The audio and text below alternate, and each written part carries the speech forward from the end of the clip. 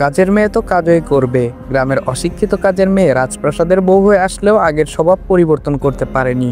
কয়লা ধুলেই কি ময়লা যায় নাকি? অশিক্ষিত গাইয়া ভূত একটা, দেখলেই গা গুলিয়ে আসে। কি দেখে যে একে ব্রো এর বউ করে নিয়ে আসলো কে জানে। কোনো যোগ্যতা আছে নাকি এই বাড়ির বউ হওয়ার? এই বাড়ির কাজের বউ হওয়ারও তো যোগ্যতা নেই। রুষার কথা শুনে নাদিয়ার মন খারাপ হয়ে যায়। এর আগেও দুবার রুষা নাদিয়াকে ছোট করে কথা বলেছে। নাদিয়ার দিকে তাকায়ও যেন কিভাবে। গরিব ঘরের মেয়ে বলে নাদিয়াকে যেন মানুষ বলেই মনে করে না।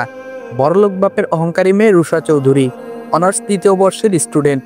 চৌধুরী বাড়ির সকলের থেকে আলাদা হয়েছে। অহংকার গরিমায় পা পড়ে না মাটিতে। এর জন্য বাবা মা বড় বোনের কাছে অনেক বকাও খেয়েছে, তবুও পরিবর্তন নেই। গরিব মানুষ দুই চোখে দেখতে পারে না। কোনোদিন কোনো ফকিরকে 2 টাকাও ভিক্ষা দেয় না। কোনো ফকিরকে কখনো নিজের ধারে কাছেও ঘেঁষতে দেয় না। গরিব মানুষদের পাশ দিয়ে হাঁটেও না। নাদিয়া কিচেন থেকে বেরিয়ে রুমের দিকে এগিয়ে যায়। 2 চোখে পানি টলমল করছে।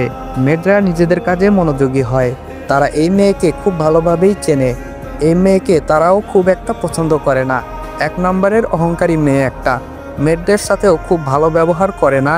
গরিব মানুষদের মানুষ বলেই মনে করে না এই মেয়ে। রুষা ফ্রিজ থেকে চকলেট বের করে মেয়েদের দিকে তাকিয়ে বলে, আমার জন্য দুধ, ডিম, বাদাম আর মধু রুমে দিয়ে আসবে। মেড মাথা নাড়ায়। রুষা তিরিং বিরিং করে হাঁটতে হাঁটতে নিজের রুমের দিকে এগিয়ে যায়। নাদিয়া রুমে এসে দেখে রুমে কেউ নেই। ওয়াশরুম থেকে পানির শব্দ আসছে। বুঝতে পারে উদয় হয়তো গোসল করছে। কি করবে বুঝতে না পেরে বেলকনিতে গিয়ে দাঁড়িয়ে থাকে। তাকায় দূরে রাস্তার পাশে গাছের ডালে বসে থাকা একটি শালিক পাখির দিকে। পাখিটা একাই বসে আছে সঙ্গিনীর সাথে। হয়তো খাবারের খোঁজে দূরে কোথাও গেছে। দেখতে দেখতে পাখিটা উড়ে চোখের আড়ালে চলে যায়। নাদিয়ারও ইচ্ছে করে পাখিটার মতো উড়ে সকলের চোখের আড়ালে চলে যেতে। কেউ খুঁজলেও যেন ওকে আর না পায় কোনো দিন। ইচ্ছে থাকলেও সাহস নেই একা একা দূরে কোথাও চলে যাওয়ার। নাদিয়া ভীতু মেয়ে, খুবই ভীতু। ছোটবেলা থেকেই ভয়ে আতঙ্কে বড় হয়েছে। আপন মানুষ পর মানুষ সকলের কটু কথা শুনতে শুনতেই 22 বছর পার করেছে। আপন মানুষজনই ওকে ভালোবাসেনি, ভালো ব্যবহার করেনি, ভালোভাবে কথা বলেনি। সেখানে পর মানুষ কেনই বা ভালোবাসবে, ভালো ব্যবহার করবে, ভালোভাবে কথা বলবে? এই সব আশা করাও ভুল।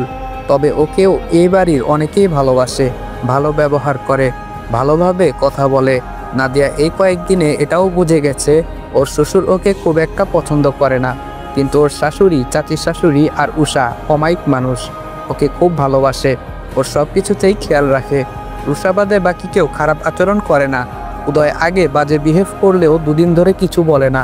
বাবার বাড়ি থেকে এই বাড়িতে খুব ভালোই সুখেই আছে। অন্তত জন্মদাতা পিতার কাছে থেকে বকাবকি শুনতে হয় না, খাওয়ার খোঁটা শুনতে হয় না, তার সামনে পড়ার ভয়ে থাকতে হয় না। ছোট ভাইয়ের হাতে মার খাওয়ারও ভয় নেই। সৎ মায়ের কটু কথা, গালাগালি, বকাবকি, মারধর খাওয়ারও ভয় নেই। এখন খিদে পেটে থাকতে হয় না। খিদে পেটে মায়ের মুখের দিকে তাকিয়ে থাকতে হয় না কখন দুমুঠো ভাত খেতে দেবে। এখন 3 বেলা পেট ভরে খায়। খিদে পাওয়ার আগেই খেতে দেয়। 3 বেলা প্লেটে নানান রকমের খাবার সাজিয়ে টেবিলে বসিয়ে খেতে দেয়। নানান রকমের ফল, দুধ, ডিম খেতে দেয়। খেতে না চাইলেও জোর করে খাওয়ায়। দামি দামি ড্রেস, ক্রিম, ফেস ওয়াশ, সাবান, শ্যাম্পু আরও কত কিছু ব্যবহার করে। রাতে নিশ্চিন্তে ঘুমায়। সকালে ঘুম থেকে উঠে কাজ করার তাড়া নেই। ভয়ে আতঙ্কে থাকতে হয় না। এখন আর দুঃখ কষ্ট হয় না খুব একটা। কোনো কিছু নিয়ে আফসোসও হয় না। যা যা হয়েছে তাতেই আলহামদুলিল্লাহ। যা কল্পনাও করেনি তাই পেয়েছে। চোখের পানি মুছে নেয়। সকালে চুলগুলো আঁচড়ানো হয়নি। বেলকনি থেকে রুমে ফিরে আসে। বেডের দিকে তাকিয়ে দেখে উদয় বসে আছে। প্রহর রুমে নেই, হয়তো নিজের রুমে চলে গেছে। নাদিয়ার ড্রেসিং টেবিলের সামনে গিয়ে দাঁড়ায়। চিরুনি নিয়ে চুলগুলো আঁচড়াতে শুরু করে। কার্লি চুলগুলো জট পাকিয়ে গেছে প্রায়। আঁচড়াতে বেশ বেগ পেতে হচ্ছে। অনেকটা সময় নিয়ে চুলগুলো আঁচড়ায়। উদয় বেডে বসে বসে নাদিয়ার চুল আঁচড়ানো দেখে। নাদিয়া চিরুনিটা রেখে ওয়াশরুমে প্রবেশ করে। হাত মুখ ধুয়ে বেরিয়ে আসে আবার। ক্রিম লাগিয়ে নেয় হাত মুখে। উদয়ের দিকে তাকাতেই চোখাচোখি হয় দুজনের। নাদিয়া চোখ সরিয়ে নেয়। উদয় নিজেও চোখ সরিয়ে নেয়। উদয় বলে, 1 মগ কফি নিয়ে আসো আমার জন্য, মাথাটা ভার ভার হয়ে আছে। নাদিয়া কফি আনার জন্য রুম থেকে বেরিয়ে যায়। উদয় বেডে হেলান দিয়ে বসে কিছু ভাবতে থাকে। কয়েক মিনিট পরেই কফি হাতে রুমে ফিরে আসে নাদিয়া। উদয়ের হাতে কফির মগটা দিয়ে আবার রুম থেকে বেরিয়ে যায়। উদয় নিজের ফোনটা হাতে তুলে উষার নাম্বার ডায়াল করে।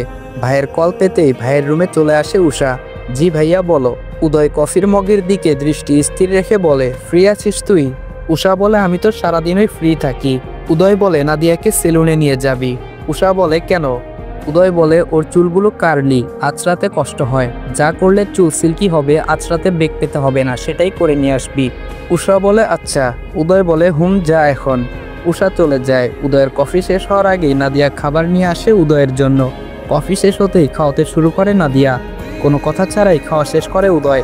8টার উপর বেজে গেছে, 10টার আগে অফিসে পৌঁছতে হবে। উদয় বলে তুমি খেয়ে আসো। নাদিয়া বলে হুম। নাদিয়া খালি প্লেট বাটি নিয়ে চলে যায়।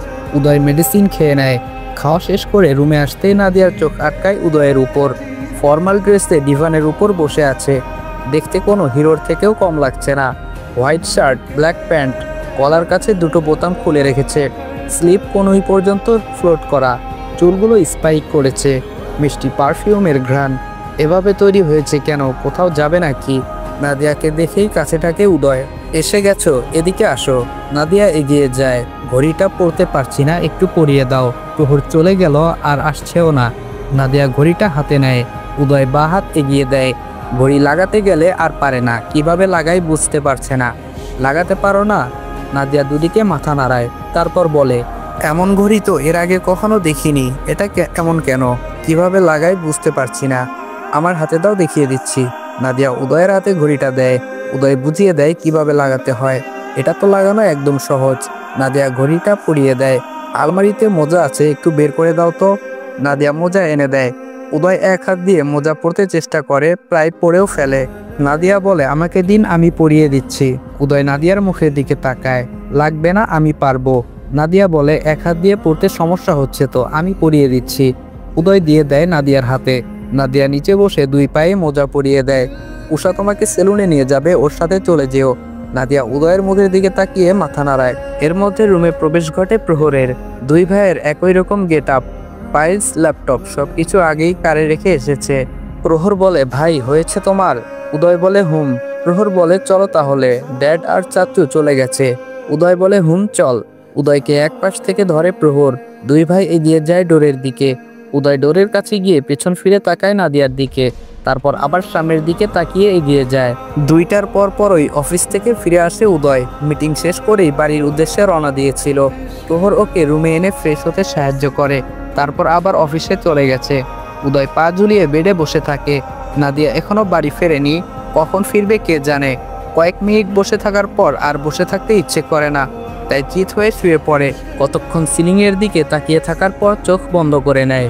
কয়েক মিনিট অতিবাহিত হওয়ার পর চোখ খুলে তাকায়। ঘুম আসছে না, শুয়ে থাকতেও ইচ্ছে করছে না, কেমন যেন লাগছে, ভালো লাগছে না। শোয়া থেকে উঠে বসে আবার। পাশ থেকে ফোনটা হাতে নিয়ে টাইম দেখে নেয়। প্রায় 3টা বেজে গেছে। নাদিয়া ফিরছে না কেন এখনো? কখন বেরিয়েছে বাড়ি থেকে?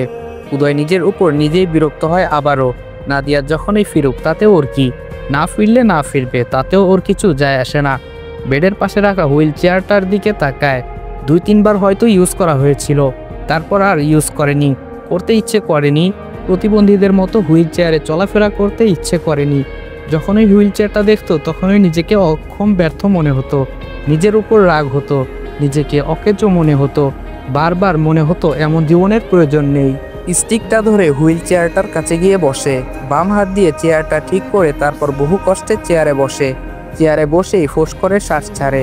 তারপর চেয়ার এদিক সেদিক নেয়। অনায়াসে কোনো রকম সাহায্য ছাড়া এদিক সেদিক যেতে পারছে। চেয়ারটা নিয়ে বেলকনির দিকে যায়। বেলকনিতে এসেই লম্বা করে শ্বাস নেয়। কতগুলো মাস হয়ে গেছে এখানে আসা হয় না, হিসেব নেই। লাস্ট কবে বেলকনিতে এসেছিল সেটাও খেয়াল নেই। বেলকনি থেকে চারদিকে নজর বুলায়।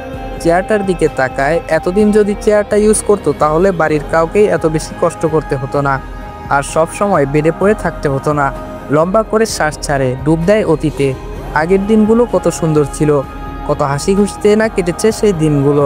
ব্যালকনিতে 30 মিনিটের বেশি সময় পার করে দেয় উদয়। কারের হর্ন শুনে নিচের দিকে তাকায়। উষা নাদিয়া কার থেকে বের হচ্ছে। নাদিয়ার মুখ দেখা যাচ্ছে না, ওড়না দিয়ে মাথা, মুখ, শরীর ঢেকে রেখেছে। ব্যাপারটা ভালো লাগলো উদয়ের কাছে। কিছু সময়ের মধ্যে রুমে চলে আসে নাদিয়া। উদয়কে দেখতে পায় না, হয়তো অফিস থেকে এখনো ফেরেনি। হাতে থাকা প্যাকেট ড্রেসিং টেবিলের ড্রয়ারে রেখে দেয়। নিজেকে আয়নায় দেখতে থাকে।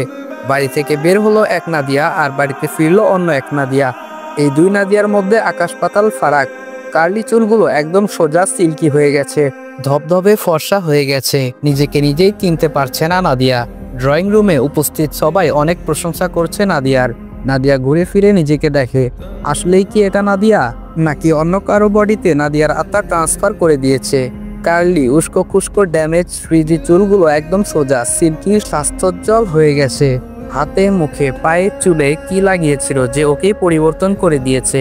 টাকার যে বরাবরই জোর বেশি সেটার প্রমাণ নাদিয়া আজ আবার পেল। এই সব কিছু করতে গিয়ে কত হাজার টাকা খরচ হয়েছে নাদিয়ার ধারণার বাহিরে। ড্রেসিং টেবিলের সামনে থেকে সরে ওয়াশরুমে প্রবেশ করে, ফিরে এসে দেখে উদয় হুইল চেয়ারে বসে আছে বেডের সামনেই।